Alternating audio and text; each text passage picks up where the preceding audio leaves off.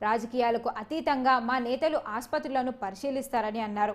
ప్రభుత్వం తప్పిదాలను కప్పిపుచ్చుకునేందుకే ఇలాంటి చర్యలు చేపడుతుందని, ఎన్ని అడ్డంకులు సృష్టించినా కూడా లోపాలన్నింటినీ మేము ఎత్తి చూపుతామని అంటున్నారు కేటీఆర్.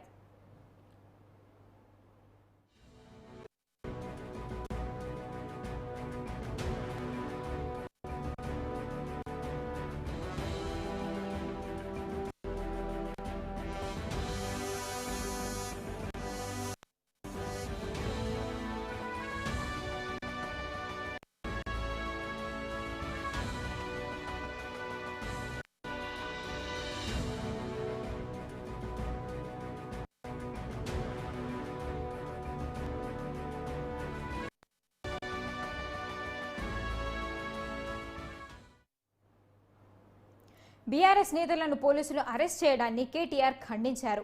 మా నేతలను వెంటనే విడుదల చేయాలని కేటీఆర్ డిమాండ్ చేశారు. ఆసుపత్రులకు వెళ్లకుండా ప్రభుత్వం అడ్డంకులు కలిగించవద్దని అన్నారు. రాజకీయాలకు అతీతంగా మా నేతలు ఆసుపత్రులకు పరిశీలిస్తారని అన్నారు.